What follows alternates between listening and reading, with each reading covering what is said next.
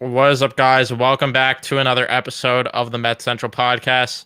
Promise we didn't forget it. We just simply haven't done it. The last time I did an episode, I did it by myself, also, actually. So it's been a while. And when I did that, the Mets were still searching for a manager and everything. So there's definitely been a lot that has happened since then as spring training's coming. It's ridiculous that there's still a bunch of big free agents out there. Maybe the Mets will land a JD Martinez, potentially, who's in the rumors. As of lately, Jorge Soler, we know the Mets wanted, but signed yesterday. It looks like in San Francisco. But we're going to talk about all of it, talk about how we feel about the offseason that the Mets had. But before we jump into everything, leave a like on the video if you do enjoy it. Subscribe if you guys are new, especially if you're Met fans. Maybe we'll give 2 episodes in 1 week because we're going to be at an Airbnb this weekend, so maybe we're going to do an in-person Mets episode as well. I'm not sure, but I decided to do one today because of the fact that I feel like there's a lot to talk about, and I've kind of been dying to talk about the Mets a bit recently. The only issue is I was going to break down Carlos Mendoza's press conference from today, but the mic quality was worse than an Xbox 360 old school microphone, so I have no idea what he said. But regardless, we're going to talk about it. But I think we'll start by grading the offseason as a whole. What would you grade the Mets offseason as a whole? I'm in between 2 grades for me personally. I'm in between a C minus and a B plus. C minus. C minus. I'll give my reasons for why I'm like leaning towards either way for them. C minus, obviously, because we didn't land any big time like free agent or big time trade acquisition. I did want Shohei Ohtani. I did want Yamamoto. Unfortunately, both of them went to the Dodgers, so it sucks. I was happy that we did make the offer for Yamamoto, though. I wish that Steve Cohen would have went in there with a bigger offer at the start because we knew that the Dodgers were Yamamoto's preference from the beginning of the offseason. I wish like I said, we did go with a higher offer, just like make the Dodgers think twice about it. And then obviously with Ohtani, the Mets never made an offer, but it was clear from the start that he was only going to the Dodgers. It didn't matter what the Mets offered. And obviously with the Yankees landing Juan Soto, it's disappointing not only because he's going to the Yankees, but the Mets are really clamoring for a big time power bat from the left side, and we didn't get him. Obviously, for me, I said earlier on that the Mets didn't have the pitching prospects to make that trade. But listen, hopefully, next year free agency with Juan Soto hitting the market, we see Steve Cohen flexing his financial muscles, and hopefully we can steal him away from the Yankees. And then I went a B minus because, listen, I've seen a lot of people, on Twitter, especially, between us, we've been clowning David Stearns because, he's been getting all these like debt pieces and not, getting that one big piece. But I got to be fair to him. He's done a great job with filling out the depth of this roster. And what's the one thing that the Mets have lacked severely, the last couple years and, for a decade plus, just depth, especially on the pitching side. We had like some of these, bumps coming up whenever some of our top relievers or some of our or when some of our starters went down, and now we have solid depth. So obviously I still want them to add a DH. Hopefully they do. Hopefully JD Martinez is a Met by the time spring training ends. But yeah, if I'm gonna go like a final grading, I'm gonna go B minus. Before I give my grade, please try and name me, without looking, every single pitcher that was on the opening day roster this past year, outside of the rotation. Actually, just give me the bullpen. Who was in the bullpen on opening day last year? Diaz. Oh no, actually no, because he was hurt. My bad. Nope. So Rayleigh. Yep. Ottavino. Yep. David Robertson. Yep.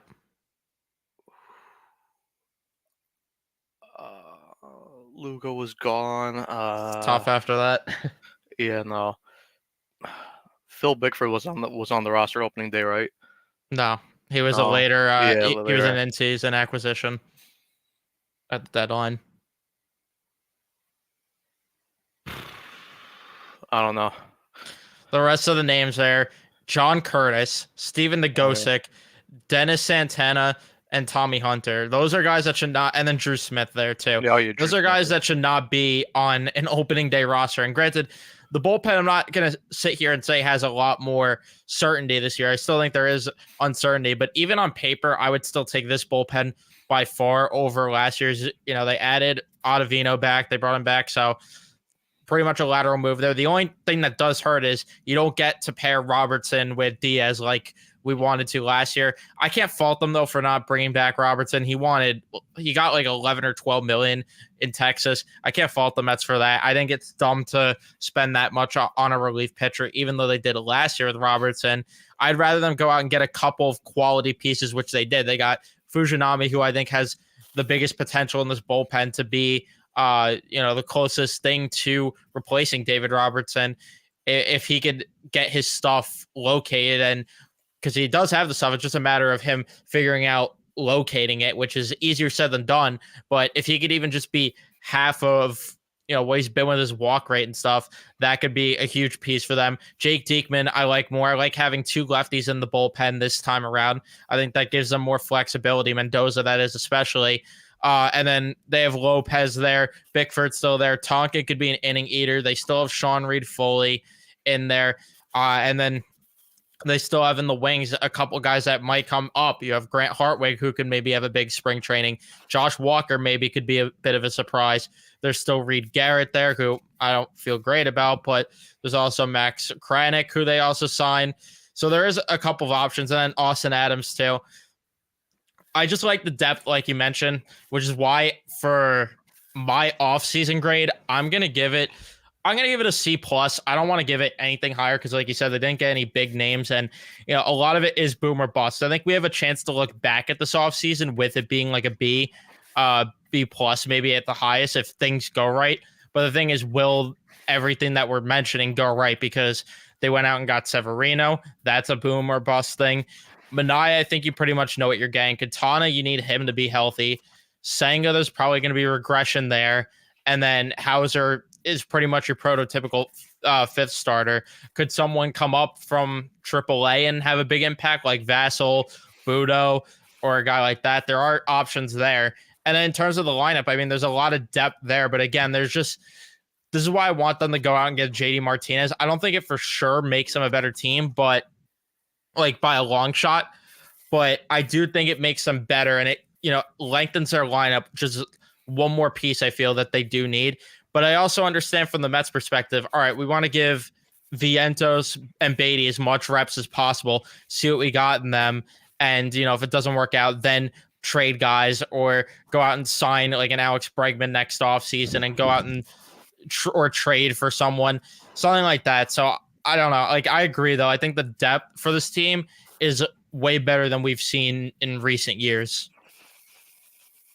Yeah, no, I do agree. And then just going back to that the bullpen point once again, I think a guy like Fujinami could be an interesting pickup because one, we know he throws gas. It's just can the Mets fix his location? Because I think he could be a very good eighth inning guy for the Mets. As a nice transition piece to Diaz. Listen, we'll see. Stearns is implementing the pitching lab right now, so let's see how much these pitchers can improve. The Mets want to become a team like the Braves, like the Brewers, where they're able to pick up these guys who are failed starters or failed relievers elsewhere and come and fix them for themselves. Because like we've been seeing like the past couple years, you don't want to go out and overpay a reliever off a big time year. We saw that happen with Aaron Loop. He had a big year with the Mets, went to the Angels, wasn't the same after that. So you want to be able, to find these guys on the cheap, utilize one of their two pitches that really make them a good pitcher, and fix them, and then you have really good bullpen depth for cheap, which allows you then to spend money elsewhere, whether that be on the rotation or on the for your hitters. Yeah, and I agree with that. Like, I think that you could argue too in terms of the pitching labs being better.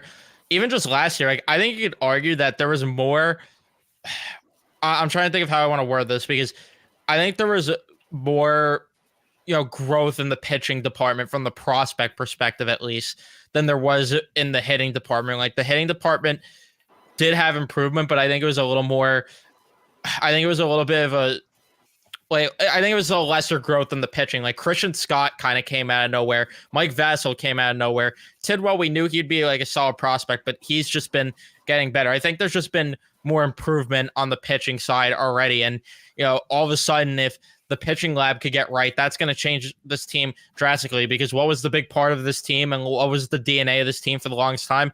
Pitching, especially in 2015. What got them so far was that pitching depth that they had, both the starting rotation as well as in the bullpen. They had prospects constantly coming up. Like you had Syndergaard coming up, you had Mets coming up, and all these guys to fill out spots that were just blanks at one point. Now all of a sudden the Mets are in a spot where it could be that on steroids even potentially. So if that could be the case, that'd be nice. It's just, again, really the lineup that is my concern out of anything, because of the fact that there's just so many question marks more in the lineup for me than the pitching staff, as crazy as that sounds, because of the fact that Severino, it's kind of a question mark where, okay, if he stays healthy, he could be a very quality 2 or 3 level starter. If Quintana stays healthy, he could be a good middle of the rotation piece, and then you know what you're getting from the rest. But with the lineup, Pete Alonso, you pretty much know what you're getting. Lindor, you know what you're getting. Nimmo, you know what you're getting, but the question is, will he stay healthy the whole year?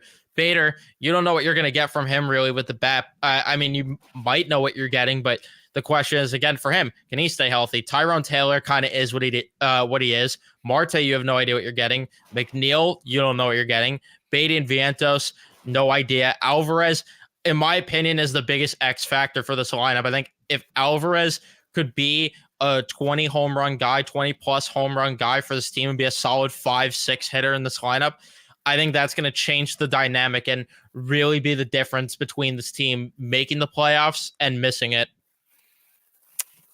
Yeah, like you said, Nimmo, Pete, and Lindor. You know what you're getting from them. You know what you're getting from them. Good batting. Well, maybe not Pete, but good batting average and power. They can hit home runs. The biggest 4 pieces of that lineup, though, it's going to come down to McNeil, Marte, the DH, and Alvarez. Because if we saw last year, Alvarez came up and he looked, not earlier on, but as the season got on, he got better. We saw his power starting to flourish. The only thing was the batting average. The batting average was low, especially towards the end of the season.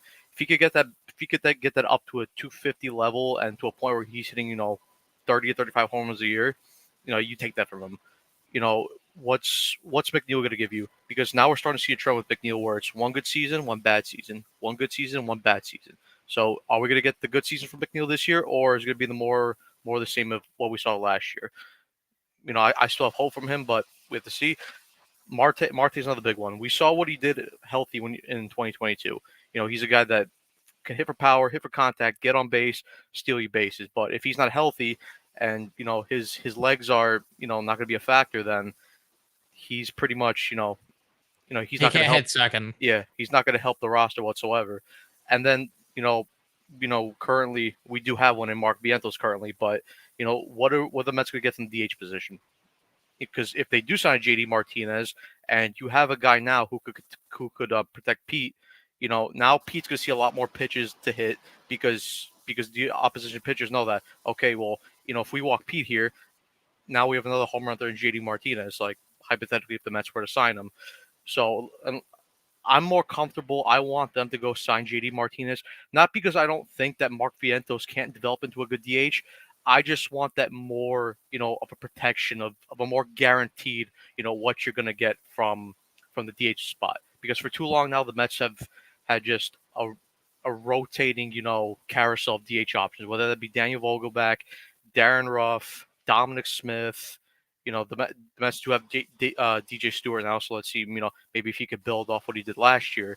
But, if you could have JD Martinez as your big time addition at the DH spot, and then you have Mark Vientos, rotating out, possibly playing third, possibly playing DH, he could still grow and get experience from that. So, yeah. And then getting reps at first too, and then getting Pete off his feet every now and then.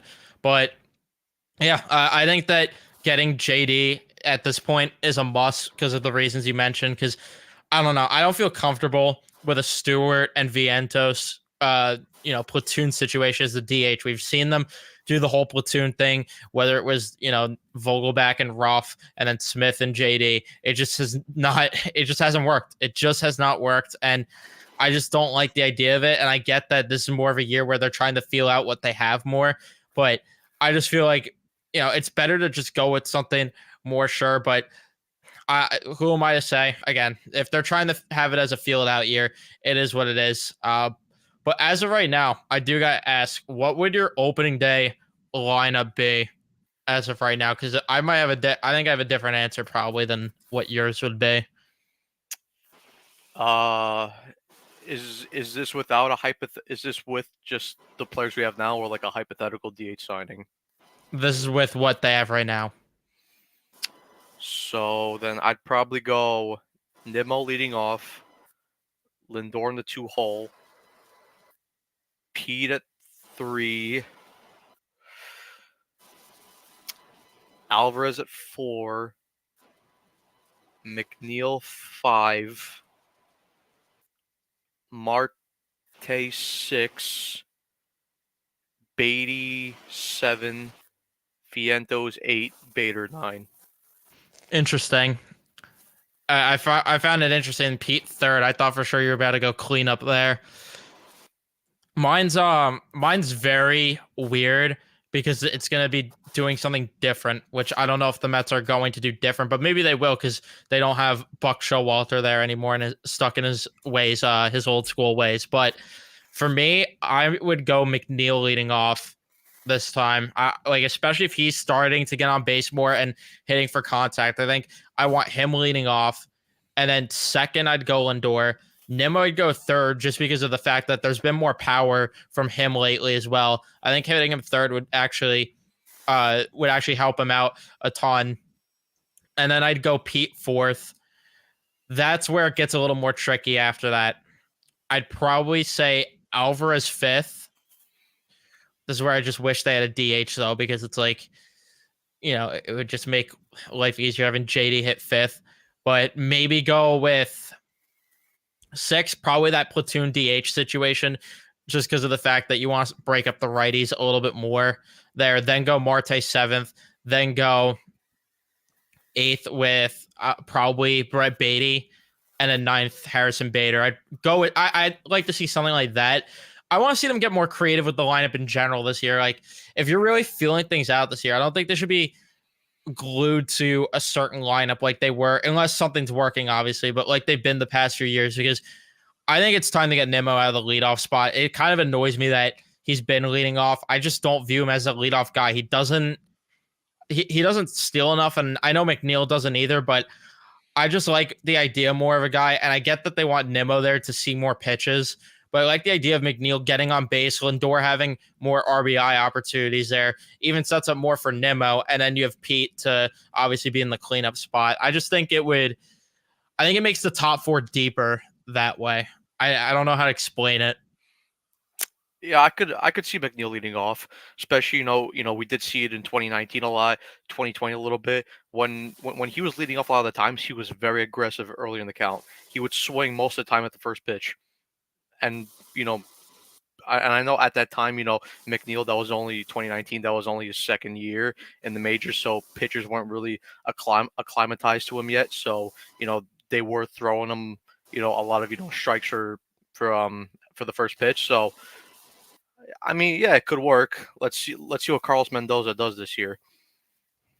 Yeah, that's another wild card in this whole situation, is the Carlos Mendoza thing, and how he utilizes these guys in general in terms of, how he has guys rotating. I think you're going to see more of an analytical approach, though, with this team versus what we've seen the past few years, where it's kind of been more like just sticking with your guys, sticking with your gut, where, Robinson Cano glued in the 3-hole the whole time, where you had Starling Marte glued in the 2-hole the entire time. And it's just going to be something like that. Or I don't think it's going to be something like that anymore. I think you're going to see a lot more flexibility, especially the bullpen, which that's another point that I forgot to mention, just to backtrack there. I love the fact that they have guys in the bullpen this year where they have so many guys that could eat innings, where, if if Severino's getting lit up early in a game, and it's all of a sudden 3-0, you could bring someone like Fujinami or Tonkin in to pitch multiple innings, pitch 2 to 3 innings, and stop the bleeding a bit there. And kind of what they had with Trevor Williams, which really is why 2022 they got to where they did. A huge part of that was Trevor Williams coming out of the pen, stopping the bleeding there. They're gonna have guys like that here, where say as well, Sean Manaea, let's just say he's in an outing and things get shaky around the 4th inning. I don't think you're going to see Mendoza hesitate to go to the bullpen, assuming guys are rested enough, especially. I don't think you're going to see him wait to go to the bullpen. I think the bullpen's going to be taxed a lot. There's no denying it, but they have the guys that could get taxed this year, where Tonkin pitched, I think, like 80 innings last year as well. Fujinami was a failed starter, so he could probably give innings. We've seen Drew Smith give multiple innings. I just like the idea there that they could get a lot more innings out of their bullpen as well. And I think Mendoza, that's going to be something that he does a lot. Could be wrong, but I'm just guessing. That is the one thing I've also liked with David Stearns' bullpen construction this year. I do like the fact that the Mets do have a decent amount of options as swing guys. You have Jose Butto, you do have Tyler McGill. I know there was reports this offseason that he's been working on a new splitter fastball combination. So let's see where that takes him. You do have Michael Tonkin, like you said. You do have Jorge Lopez. I know David Peterson's going to be out until July, but he's also a guy that could provide and be an option as a swingman. So they do have a lot of options just in case one of their starters do get lit up early and they have to come out early. So yeah, that's one factor of David Stearns' bullpen construction I've been a fan of this year. Yeah, and you've just seen it work so much in Milwaukee too, where they have this situation where it keeps them in more games because they have the flexibility to bring guys in. This isn't what we've seen the past few years. Like you said before, we've just seen some stupid names come out of the bullpen. Like they have accountants coming out of the bullpen and guys off the street coming in. At least this year, there's a lot more major league caliber players. Like just looking right now at the options that they have in the pitching front, outside of the guys that we expect to make the roster, there's still Joey Lucchesi. There's still Phil Bickford there. Sean Reed-Foley, another guy who's pitched in the majors. Butto, I think Vassell can make an impact. Hartwig, Garrett, all these guys that I mentioned before. There's just way more options there in terms of the pitching depth this year, which I think is a huge emphasis from David Stearns.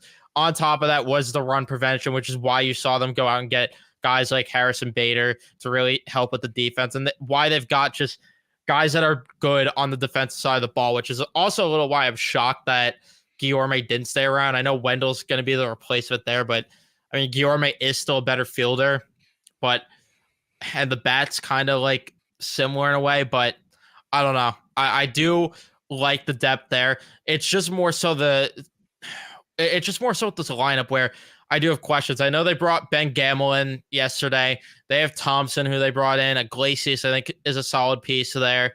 So it's not like they have no options in terms of the depth for their lineup, but I do worry if there is like a big injury in this lineup to any of the top guys, especially how they're going to make up for it. That's the thing that worries me. And another reason why I think they need to get JD is because, if Pete does miss any time, and it's an 162 game season, Pete's going to need rest at some point regardless. How are you going to make up for the offense that day when Pete does need to sit? Who's going to be the one to step up in that scenario? Lindor, he's going to need off days. I know he played every game one year, but let's face it, you don't ideally want that. You want to be in a spot where you could actually rest guys and have some flexibility there. Who's going to make up for that type of bat during off day? So it's really the lineup. I feel like the more with the pitching, I could talk myself into it, myself being more and more comfortable with it. It's really this lineup that just worries me. Yeah, on the pitching side, like I said, I'm confident about the bullpen. The rotation, I do want to see it in action, like actually live. Even though I do trust Stearns on the pitching side because that's more of his his forte, and that's what really brought him up in Milwaukee. But yeah, the lineup is really going to be the biggest boom or bust factor of this year. Because, like I said, what are you getting from McNeil? What are you getting from Marte? Can Alvarez take step? Are they gonna add a DH? And then also, with youngsters, what's Brett Beatty gonna give you this year? I know his fielding Yep. hasn't been terrific at all, and that's not his biggest strong suit. But we've seen him in AAA. We've seen him crush pitching. So we know he's better. He's a much better player than a AAA player. But can he now adjust? Hit lefties much better. Hit righties better in general. Can he take that next step? Just in case that they don't add a DH, that he could take a little pressure off Pete and Alvarez, and then same thing like we said with Vientos. Can Vientos also take that next jump?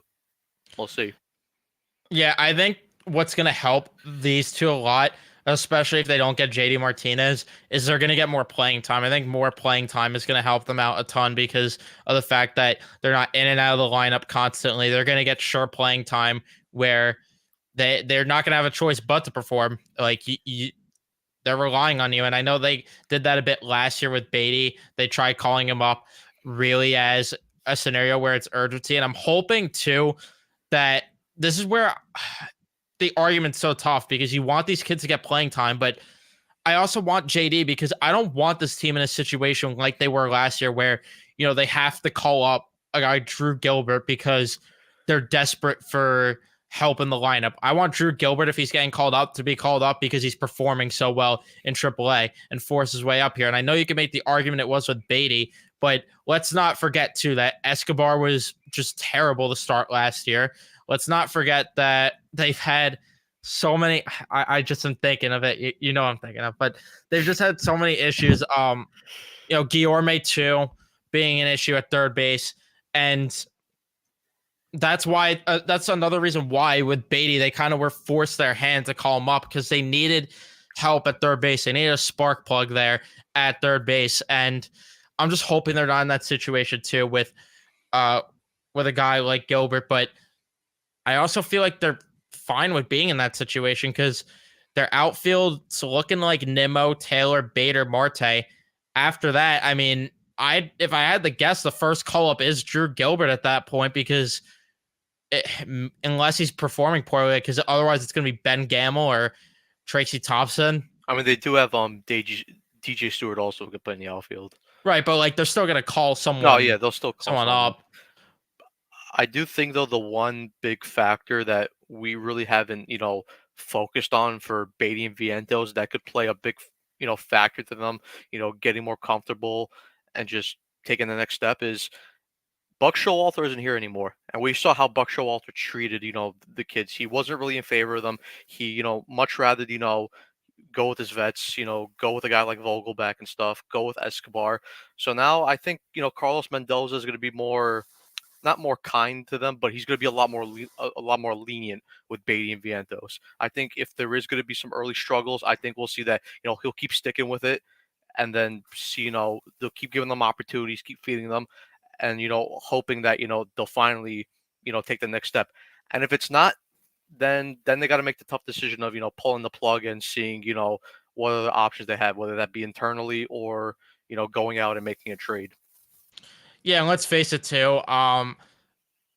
Mendoza's going to be a little bit of a puppet here, and you have to imagine Stearns is going to make sure that these kids get playing time regardless. And I think I think a guy like Beatty too, taking a step defensively will help him a lot because I think a lot of why he looked so poor defensively, and I know there were some errors that little league players shouldn't be making, but at the same time, the way that Buck Showalter would set up the defense out there sometimes was just so stupid. Like he had Brett Beatty sometimes just basically playing shallow left field at points. I don't know. I don't understand.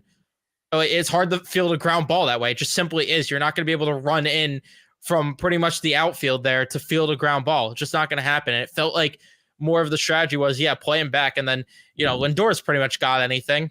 Lindor could get anything, but no, you need to see an improvement there from Brett Beatty at third base. And I think him playing better on the defensive side because of hopefully some better defensive positioning, that could get him going as well. On top of everything, just get his confidence instilled a little bit more. But yeah, I agree with your point that Buck not being here is going to be a huge a huge impact for both sides of the ball in terms of just how, like, I think they're going to win more games because of Buck Showalter not being here. And I know people are not going to want to hear it because I know a lot of people love Buck, but let's face it, I get that they won 101 games with him because I know that's going to be the comment that people put in that, oh, they won 100 plus games with Buck Showalter. How could you hate on the guy? Well, let's face it, there was a lot of fraudulent things and a lot of things that went right for the Mets that year. And you could argue they were lucky at points that year and they played a lot of small ball. I think that you're just going to see such a different team. And I think Mendoza and this coaching staff is going to have this team. It might not look good at first, but I think down the road, you're going to see why things are the way they are. And I think that they're going to win a lot more games just because of smarter decision making in terms of positioning, in terms of going to the bullpen in the right scenarios, going to the right pitcher in the right scenarios as well. I just think you're seeing more of a creative team versus what you've seen the past few years where it's like, all right, well, let's just throw shit together and see if it works. Like, all right, this relief pitcher had a good year 5 years ago. Let's give him $10 million. Okay. Aaron Loop, he's been, I mean, they didn't bring him back, but still, like, and things worked out there. I guess it's not the best example, but Swarzak, I mean, it's the best example, probably. All right, well, he had a good year last year, but he sucked the rest. Let's just go out and give him a contract. Antonio Bastardo, yeah, let's bring you in. You had one good year. Let's bring you in. This year, you're seeing more of it be just getting guys with the right stuff and their pitching lab's really going to work. It's just going to be more of a collaborative environment in general. That's the word that I'm really looking for here to nail my point is you're going to see more of a collaborative environment with this team versus where it's just like, all right, Buck Showalter, you're the one manning the ship and just do what you want. Like, I think you're just going to see a way different environment for the better. Yeah, we'll definitely see a lot more modern usage of the bullpen, of the rotation, of the lineup. Like you mentioned, instead of just sticking to one lineup the whole season, change a couple things, move a couple pieces around, see what else can work, and like the same thing like with the with the bullpen. Instead of just always going by like your gut or something, you do have those numbers to see like, okay, is this guy a good matchup? Is he not? And listen, I know like you shouldn't like 100% use analytics for everything, and sometimes you do have to go with your gut, but analytics does help. We've seen it. That's why teams like the Tampa Bay Rays, who haven't spent any money, or who don't spend any money, teams like the Brewers, which is why they're so successful on the lower budget because they do have that that more modern and that more modern intelligence of of baseball and how it works now. So, like I said, I'm not just like 100% into analytics completely because, like I said, sometimes It does have its flaws, yeah. the way the game goes, sometimes your gut will tell you like, oh no, I got to stick with this guy in this spot, or no, I'm not feeling it right now. Let's switch it up. But I think if you use a healthy dosage of both, I think the Mets can be not like World Series contenders, but I think they could definitely push for a playoff spot this year. 100%. There is some things that aren't even just analytics that you're going to see them do. Like, it's just more logical things that it took Buck Showalter forever to do. Like, a prime example of what I'm talking about here is using, like, say hitters 2, 3, and 4 are coming up in the order for the opposing team. You're in the 8th inning and it's a close game. Bring Edwin Diaz in then the face of those guys of the order, and then let Ottavino get the save in the 9th inning. It took forever for Buck Showalter that 2022 season to do that. And what happened when he started doing it? It worked better. Instead of having these set roles where it's like, all right, well, you have to come in for the save, even though we're facing the other team's best hitters. No, we're going to go with the setup guy because that's what the setup guy is supposed to do, and then bring in the closer. To me, that's not analytics. To me, it's just being logical, where you bring your best relief pitcher in against the best part of the order and then bring in your lesser relief pitcher against a lesser part of the order. Like, to me, that just makes more sense than anything. But yeah, I agree with you. Like, there needs to be still obviously a mix of both, but I still would like them to be just a smarter organization as a whole and just be more modern, like we're talking about. And I think you're going to see it. You're definitely going to see it. I mean, it's just the David Stearns way. It's just the David Stearns way. And whether fans like it or not, it's going to be the way it is. It's going to be the way it is. We'll definitely see some bullpen games this year because I know even Oh yeah. From David Stearns press conference yesterday that he said that there will be a couple times this year where the Mets will go to a 6-man rotation. So maybe we'll see somebody like a Michael Tonkin start a game or a Jorge Lopez and try to go from there. And then we'll have your typical 5-man rotation that we know that's going to start the season. And then, like we said before, if let's say, just say for example, Shamanaya or Luis Severino, get lit up early in the game, the Carlos Mendoza and David Stearns won't be afraid, to pull the plug early and just, go for a bullpen game the rest of the game. Yeah, I agree. And like, to save the bullpen from being taxed too, I wonder if they're going to deploy their rotation a certain way as well, and space guys out a bit more, where you could get more innings on certain days than others. Like Senga gets the first start, and then you give a guy that's not going to give as many innings, put him second. Like that's just the other little things that could go a long way down the road. Where say it's Senga as the first guy to go, then Quintana is the second guy up because he's going to give less innings. Then it's Severino because when he is healthy, he could go deep in the ball games. Then you go with a guy like Hauser, and then you go with Manaya, and then just something like that, just to help the bullpen. Just little things like that matter. And I think you're going to see it a lot this year, like we're talking about. But yeah, people aren't going to like it, but it is what it is. And, this roster isn't the best on paper, but we're already hearing reports that next year is when they're really going to make the big spending. And to me, it's okay, because why go out and give like $200 million to Blake Snell? Like, what's the urgency there? What's that going to do when they're not a Blake Snell away from being a World Series team, when they could go out and wait next year for potentially a better starting pitcher? Why go out and give all that money to, I'm trying to think of, like Cody Bellinger, for example, when Juan Soto is going to be on the market next year? Why would you do that when you could just wait and get better, especially when, like I said, they're not just that short of pieces away? Yeah, they're not. It was smart for them not to go after, just as panic shopping and just to throw money at a guy like Blake Snell or Cody Bellinger. Because let's face it, they're not a Cody Bellinger or Blake Snell piece away from winning a World Series. And not only that, I don't think they're going to be worth that contract whatsoever. No. Blake Snell, while he's a decent pitcher, whatever money he's going to get this year from any team, in the long run, he's not going to be worth it. He's not a guy that's like, he doesn't pitch a lot of innings. He throws a lot of balls. His walk rate is high. I just don't think for a team, especially like the Mets, who need innings from their starting pitchers badly, because we already have a guy like Severino where you hope that he's going to find it next year. But the big thing is, like, I'm not so much worried about his skill set wise. I'm just more worried about his health. Is he going to give you innings? Is a guy like Hauser going to give you innings? Is a guy like Manaya going to give you innings? Exactly. And I'd rather have these guys on short-term deals, because what is it going to be if they go out and get Blake Snell and the contract ages poorly? We're going to hear Lowell Mets, the whole thing, like we heard about Scherzer and Verlander. Even though those were short-term contracts, we still were hearing Lowell Mets, they get these washed-up bums and get all these guys that suck at the end of their careers. All right, well, it's no different if they went out and gave Blake Snell a 7-year deal where, yeah, he might look good in year 1 and 2, but then when this team's trying to contend, really, again, people are going to be like, oh, this guy sucks. He's blowing games for us and they need to cut him. Such a dumb signing.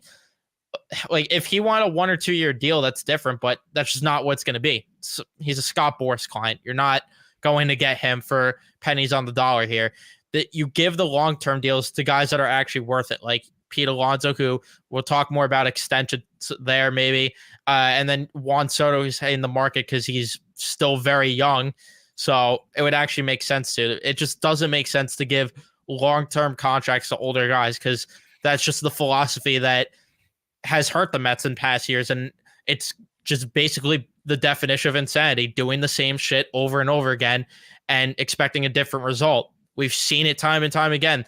Yoenis Cespedes, they give him a big deal. What happens? The guy's barely healthy through the contract. Jason Bay, they give him a big contract. What happens? I don't think I need to say more. I think I could have left it as name, and that would have been enough. But I digress. Like, you're going to see them be smarter with their contract situation too. It's just going to be the case, and fans again won't like it at the time. But when there's a better product on the field, fans are going to love it. Yeah, this is like we've been saying, not only us we've been saying, but like what David Stearns has alluded to this year. It's a transition year this year. Listen, maybe they will be good, maybe they'll compete for a playoff spot, maybe they won't, maybe they'll struggle. But you know what? I just want to see this team start going in the right direction. Whether that be just being smarter in general. Using spending money a lot better, using analytics a lot better, and then you see maybe this team does have a good year.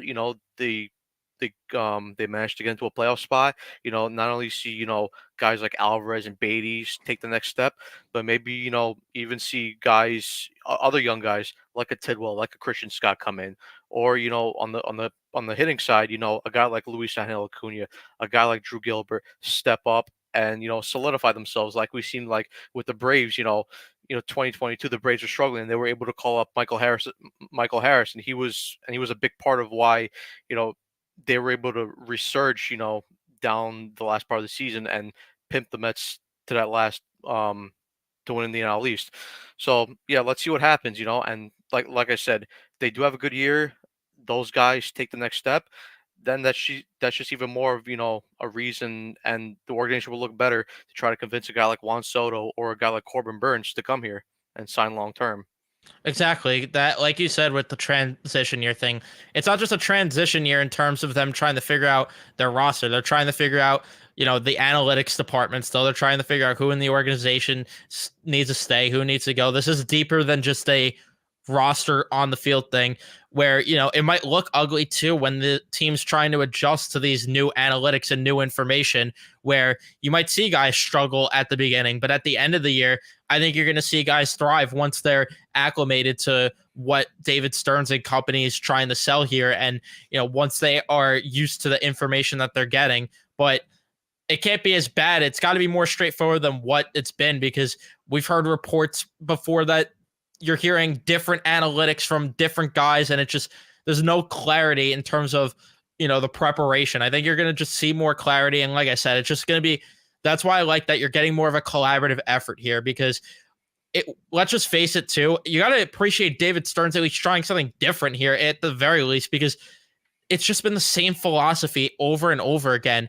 It's just been the same thing. At least there's a different approach and a different philosophy being attempted here versus just plug and play in guys that are in their role. And it's just like, yeah, every man for themselves here. It's not a collaborative effort. At least it's a different philosophy. And it just, I just saying it is making me wish the Rangers would do something like this, but y'all know that ain't happening. But it's just, you got to appreciate that it's a different effort and a different philosophy at the very least. And like you said, yeah, that's where you're going to start attracting free agents once you start to show it. And that's where the pockets of Steve Cohen is going to benefit from what we were saying with on top of having David Stearns, where they're going to be in a position where they could pay Corbin Burns. They're going to be in a position to pay Juan Soto and bring him over here potentially. On top of that, like you said, looking like a smarter organization and actually being an attractive draw for these players.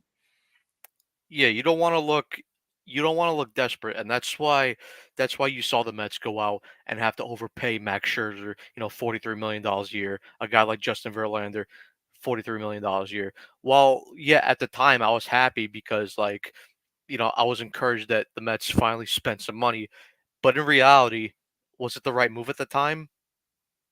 No, I mean, maybe Scherzer more than Verlander, just because you had DeGrom at that time, and you're like, okay, we have these two guys, let's go for it. But if you're now winning consistently, and you're making the playoffs every single year, like we've seen teams like the Yankees, the Braves, and teams like these, then you won't have to go and overpay for these guys. Like Yeah. whether that Then be you're old. the team that other teams are going to have to try and outbid. And, they are going to be the teams used as leverage potentially here. Sorry to cut you off, but yeah, like that, that's exactly the point there that those teams are going to be the ones used as leverage versus what's been with the Mets, like it was with Bauer, like it was with Yamamoto this offseason. Yeah, yeah, same thing. Like look at the Dodgers. Consistent winners, consistently in the playoffs, consistently winning the division. You're gonna want guys to go there, and obviously you still have to pay them money. I mean, the Dodgers, went out and gave Shohei Ohtani $700 million, the biggest contract in the MLB. But these other guys, you won't have to, go to 43 million for a guy like Max Scherzer. Maybe only have to go 35 million, 30, which in reality now the message could be a lot more smarter, like I said, with analytics wise and the way how they spend money. Yeah, and Rome wasn't built in a day, and that's like the Dodgers, like you just mentioned, a prime example of them as well. They weren't just handing out the big bucks right away to guys when they got new ownership. They had guys come in, they started building, and they were plugging and playing with their roster a bit, but they didn't go out and just immediately spend money all over the place trying to fill the roster that way. That just wasn't going to be an effective way. They built up their pipeline to what it is now, and now you're seeing it pay off. Now you're seeing it pay off, and they have a legit philosophy, and that's just what good organizations do. And I know it would have been hard for Cohen and crew to come in and sell that they were going to just come in here, blow the team up, and just build up the pipeline from day one. I get all that, but at the same time, I still stand by it. In retrospect, it would have been the right move versus just trying to plug in with veterans that just aren't good enough and hoping and praying that it works out. But at the end of the day, it is what it is, and it might take an extra year or two because of that little setback period that they had from that. But it's going to be better in the long term. Like, I at least have confidence until there's a reason not to, that things are going to be different. And whether it ends up for the better or worse, I don't know. But at least philosophy wise, there's a difference. Like I said before. Yeah, definitely, looking back at it now, it would have been a lot, more smarter when Cohen came in to just, completely reset, blow up the team, restock your prospect system and just, build up from the bottom. They didn't. They went out, they spent money. Like I said, they went out, they traded, got Lindor, extended them. You know, they signed guys like Marte and Scherzer. And sure, while at the time I was happy because, like I said, we just came off a Will Pond regime where the Mets were very stingy in terms of you know spending money, and I did appreciate the time. Obviously, we did get that 100 win season 2022, and I enjoyed it very much, even though the Mets came up short and they choked that year. But at least the one thing I can say with Steve Cohen is that, and a lot like other ownerships groups might have not have done, Steve Cohen was willing to say, okay, I screwed up. Let's take a step back. Let's rethink, everything in terms of the organization, how we do things, and let's start over. We tried, it didn't work. Let's bring in Stearns and let's just change our philosophy, to try to now be, a more consistent team and seeing more consistent winning. That's a great point too. And you know, let's hope it doesn't age as poorly as the Rangers letter. But yeah, like at least he was willing to take a step back and look in the mirror and be like, all right, this didn't work. Let's change, like you said, let's change everything and let's actually try and make a difference with this organization versus, when he did come in, still, it kind of just reeked of Wilpon, but with more money. Like that's all it really was realistically. It was having the Wilpons with more money because the philosophies were still there and it was still like a Sandy Alderson ran show there. Granted, he was there for a bit, but even after his departure, it was pretty much a Sandy Alderson ran show. Now, like you said, he took a step back, cleaned house, and now it's going to work out for the better. And I know that Billy Epler was supposed to stay and people wanted that, but I still feel Billy Epler leaving was better for this organization. I think the guy's clueless. I think the guy's clueless, and now he ended up getting suspended as well.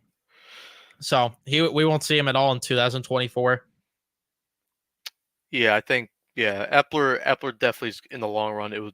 It's definitely going to help.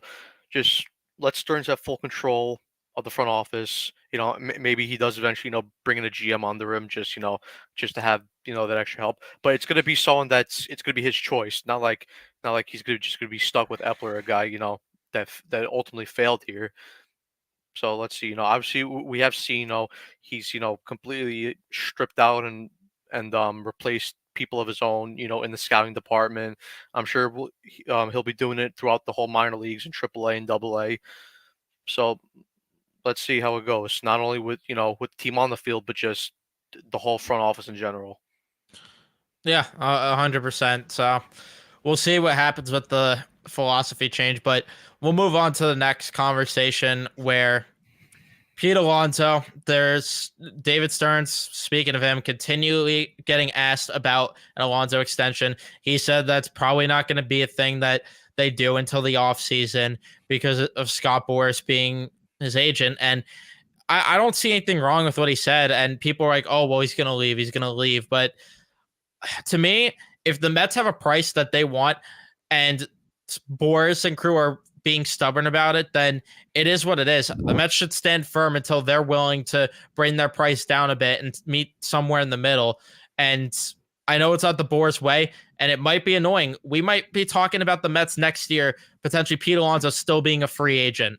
It might be a reality because of how Boris is, like we're seeing with his clients right now. But I still think I just feel the Mets get it done still. I feel the Mets get it done. It might take a while, but my prediction is going to be if it gets done, or I should say when it gets done, because I do feel confident about it. I think it's going to be a 6 or 7 year deal at like 200 million. That's my belief. Yeah, I could definitely see that contract, being handed out to him. But like I've been saying, he's gonna hit free agency. It's gonna happen, and I think the Mets are comfortable with him hitting free agency because I think that they do have the financial power to bring him back. Because I think if the Mets knew deep down that they weren't going to extend him or resign him, I think they would have traded him already. I think they would have because you already know it's going to be a transition year. So it's like let's just go, instead of Pete going out there and just hitting 40, 45 home runs on a team that's not going to do anything this year. Let's just cash out on him. Let's get some prospects, and like I said, keep restocking the farm system. But like I said, the Mets this year, while they're not going to be World Series contenders, they're definitely going to be challenging for a playoff spot. And Pete's definitely going to be a big part of that push to help them get into a playoff spot. And then we've seen with the new playoff format, you get in, especially as the last wildcard spot. You never know what happens, but ultimately, I think it's gonna be good for Pete and the Mets because it is his contract year, and he'll definitely be pushing to have as much production as possible. Maybe he does go out. He has a 50 home run year, maybe a 60 home run year. That not only will that help the Mets, but that's also going to help his cause of getting a bigger contract. And like I said before, the Mets have the financial capability of matching any offer Pete gets. Yeah, and as much as fans won't want to hear this too, if like say he does walk next offseason, I at the very least trust this front office more to fill that void. And I know it's hard to fill the void of a guy who hits 50 home runs, but I trust this front office to fill the void of losing Pete versus previous years where we saw Zach Wheeler walk and they answer with Michael Wacha and Rick Porcello. I at least trust this front office to get viable pieces to replace Alonso. And again, you're not going to replace that production, but at least you'll get close to it or, at least good enough. But yeah, and it is the nature of it. And I think that either way, it might be for the better that Pete does go the offseason, watching the Mets spend all this money next offseason, watch them hang their balls a bit and get some big names. And Pete might ask his dropping price a bit, and Boris won't like it, but Pete might be like, you know what? Maybe I'll take a little bit of a discount because the Mets are serious about winning.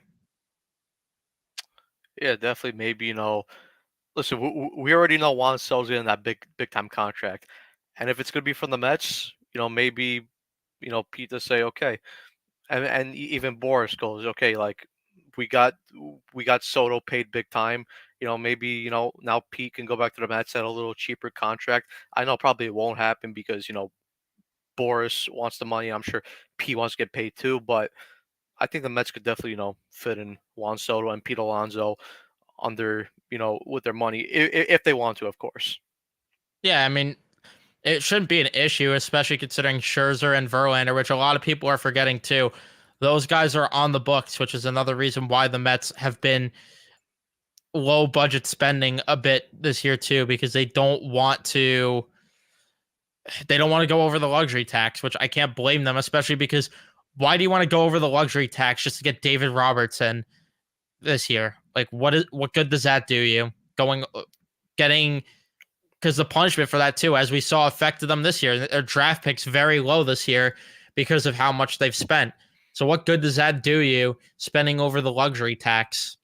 So yeah, I just don't have an issue personally, but I will say the only issue I do have is the MLB offseason as a whole, where Yeah, it's it's so annoying. And they were talking about this on WFAN, and it's just so true. Like, I can't stand how slow it moves these off seasons. It's so annoying, but I don't think there's any way to fix it. I mean, there's no the salary cap. There's no free agent period window. There's really like no fix to it either. That's the issue. the best the best offseason of the last couple years was that 2022 was the 2021 offseason going into to 2022 because you had that lockout looming, and players were like frantic, like, okay, I got to get paid now and make sure I have my contract now. And we saw a lot of guys, there was a big portion of that free agent class that signed, early on in December and January. Yeah, And the there were Mets got 4 free agents like right before the window closed. Yeah,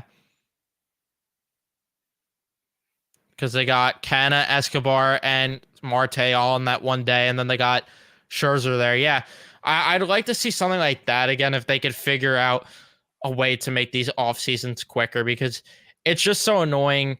And they were talking about on WFAN too, this exact point. So I don't want to take credit for it, but it's true how it's like, with the NHL, everyone looks forward to July 1st and everyone's glued to their phones and TVs on July 1st. You have the NFL where I don't know what exact day it is. I don't think they have a set day every year, but with the NHL just in general, it's cool that you can mark on your calendar every year and all right, July 1st, no matter what day of the week it is, that's the day that free agency opens. The NBA and NFL, though, they pick a day and all right, that's the day free agency opens. And pretty much everything happens within the same week of free agency.